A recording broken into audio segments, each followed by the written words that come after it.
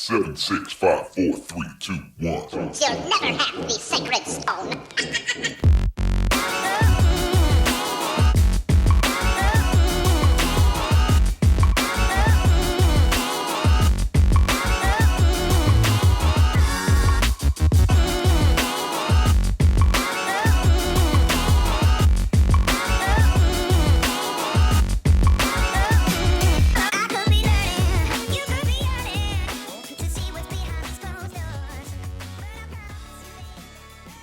All right, and welcome into another edition of the Vegas Squares podcast. I'm sitting here in the studio, getting ready to talk to Executive Vice President of Operations at the Westgate Sportsbook, Jay Kornegay, and we're going to talk to him a little bit about, sports and sports betting in the world of COVID. Very excited to hear his thoughts, hear his insights on what's going on, especially a lot of us are clinging to any and every rumor that we can to get sports back to a normal schedule. So hopefully we'll get him to open up about what's going on. And if he has any insight, maybe he'll share with us. So let's thank the sponsors here real quick: 12 Ounce Sports Network and Seat Giant. Promo code 12 Ounce Sports for your discounted sporting event and concert tickets. All right, and as mentioned before, we do have Jay Kornegay, Executive VP of Operations for the Westgate Sportsbook, joining us on the Vegas Squares podcast. Jay, I know the situation is day by day changing, and you're a busy man, but we appreciate you taking some time to give us a couple of things going on in the sports world. Well, thanks for having me on. Appreciate it. Yeah, for sure. First thing I want to know, I read a couple articles, especially with now not being able to go to the brick and mortar. Mobile betting is huge. UFC is back. With the Westgate book reopening to active customers, has there been any updates to getting new accounts signed up? I know that a couple of places have done drive-ins. Everybody's thinking of new inventive ways. What is the Westgate doing to acquire new customers to their book? Yeah, we noticed that as well, as you can imagine. We looked and dug deeply into that and to try to find out if it was actually worth it. And we would love to do that, but it just really didn't pencil out for us. Sure. So we're really trying to let everybody know that even though you have an account and you maybe can't come to the brick and mortar to deposit or go through a drive-through, they still have options with the Sightline Play Plus where they can deposit, and withdraw their funds. We understand that it's not giving others that don't have a current Superbook account the chance to sign up for one, but it's a rippling effect. I mean, you when you do something like that, it has an impact on other departments, whether it's security, accounting, auditing, sure, soft count. It's a few bodies that you would have to bring in to make that happen, and as much as we wanted to do it, it just didn't make financial sense to us at this time. So therefore, we're kind of pushing everybody towards that Play Plus option. Fair enough. Yeah, especially everything's always better in theory than execution. So like you said, so many people would be affected by that inside the company, and with the situation changing day to day would be huge for them. But I will say this. Go ahead. I will say this, that if there was a major sport going on, that would certainly influence our decision. But, at this time with just UFC and NASCAR coming up,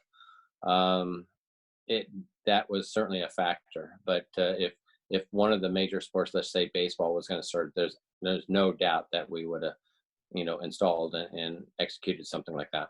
Yeah, right on, for sure. Speaking of that, like you said, the NHL, college basketball, a lot of these seasons are on hold or canceled. Has the Westgate been getting a lot of messages from people holding futures tickets or tickets that were pending? What is your all stance on that, especially on the sport that has not been finished, NHL, NBA? What is the Westgate stance on that right now, and their message to the people holding those tickets? Well, we always have to wait for the official word from these leagues. So let's just say the NBA does play out. I'm not saying that they are. We're certainly not holding our breath, but those tickets are still live.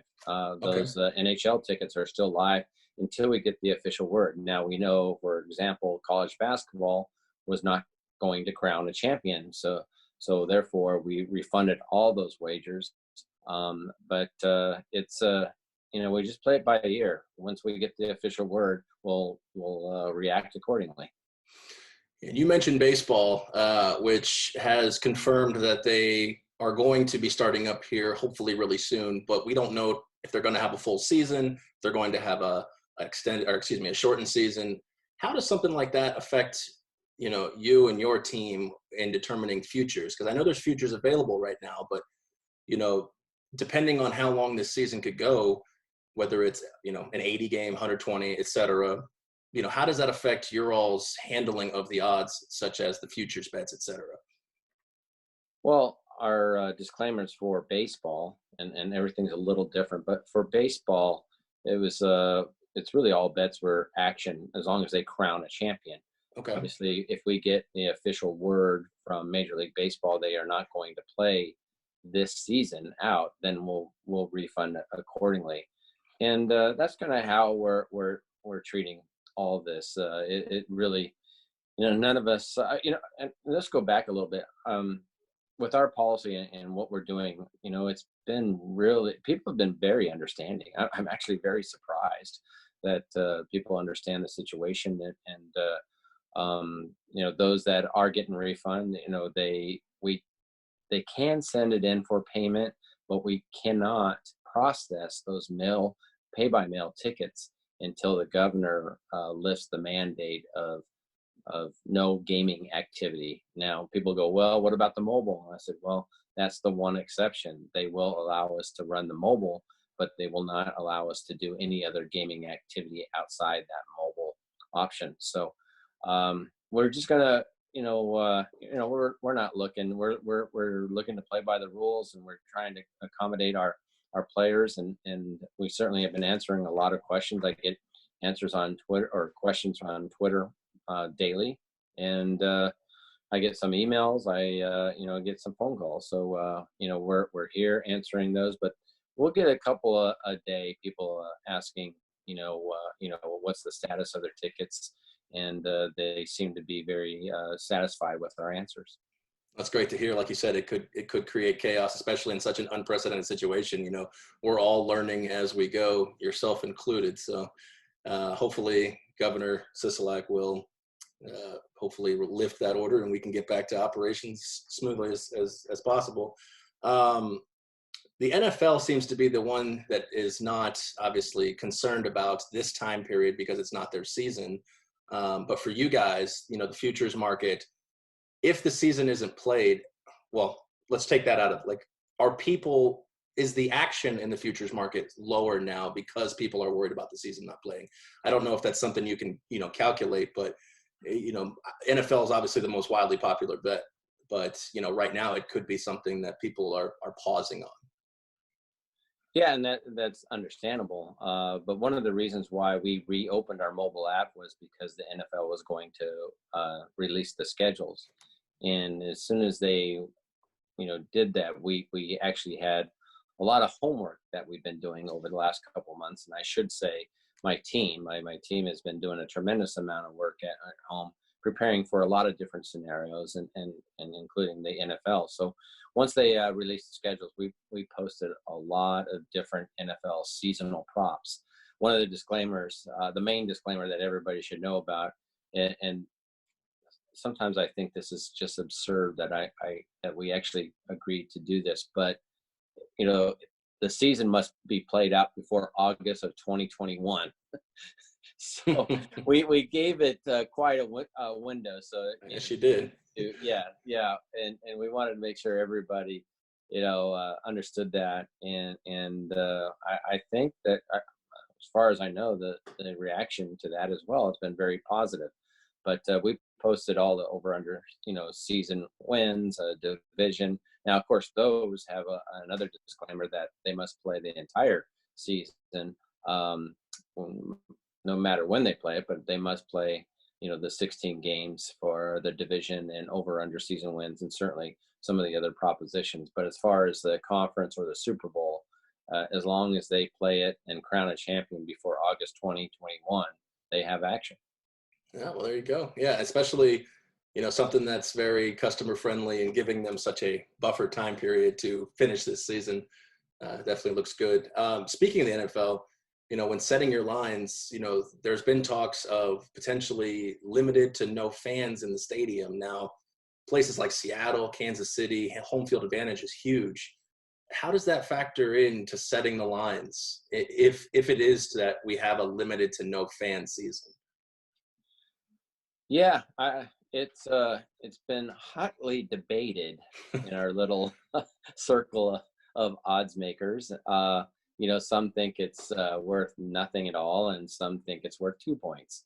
So whenever we make a line for anything, it's usually a consensus, and I think the consensus is 1 to 1.5 points. Obviously, 1.5 would probably be venues like Seattle or Kansas City or New Orleans or something like that. And then you got 0 for venues in Miami or Jacksonville. Those type Right. of things. Sorry to pick on your Florida, but That's okay. it is. It really depends on the actual home field advantage and how much that means and how much that crowd can make a difference. But it's a lot smaller than I think what most people would believe. Yeah, I'll be the first to admit that's a lot smaller than we talked about this topic on our last podcast, and we discussed the home field advantage. Sometimes you just kind of crown that 3 points, but you don't seem to have it that high. So that's an interesting topic for hotly debated discussion on our next podcast with my guys. Talking to Jay Kornegay, Executive VP of Operations for Westgate Sportsbook. Last question here. I know you're a Colorado guy. And the Superbook has been, hasn't expanded like the others have, but you guys are expanding into Colorado. And I assume your fingerprints are all over that because of being a native. Can you talk about that project and how close it is to you? Yeah, it's a little ironic, but it was just the Superbook brand is basically a separate entity, and it's moving forward outside Nevada, and we are looking. Well, we're not looking to be in every state. We're looking at being in the states that make sense to us. And in this case, it just happened that Colorado popped up, and the great people from the lodge, Jacobs Entertainment, we were able to finalize a deal. But I hope to announce some others here in the within the next in the near future, I'll say. We're just looking at states that are regulation friendly, that have favorable tax rates. Certainly, those with remote authorization is more attractive to us. And Colorado checked a lot of boxes for us. Certainly, Colorado is close to my heart, where I grew up and went to school, and still have a lot of family and friends there. Unfortunately, as Colorado launched sports betting May 1st, we were not able to launch during this time, but we hope we can do so. Maybe next month in June, as late as July 1st. But I don't think it's going to get or launch anything beyond that. But we're ready. We are preparing for it. We're working on that as much as we can, despite all the restrictions that we have. And that's including our partners and our vendors. It's kind of bob-wired right now, but we are certainly doing what we can to make sure that we launch in a timely manner. And I think that we do it in a safe way and make sure that everybody is able to take care of their responsibilities and make sure that we have a successful launch. Yeah, most definitely. Well, congratulations on the new endeavor if and when it does get launched. And I know that I look forward to hearing where else you guys are going to be. Jay, we appreciate the time. Very, very grateful for you to come on the show, do a few minutes with us. We appreciate you coming aboard, and we're looking forward to sports becoming back toward the normal. Yeah, it was my pleasure. Thanks for having me on. I appreciate you. Thank you very much for your time again.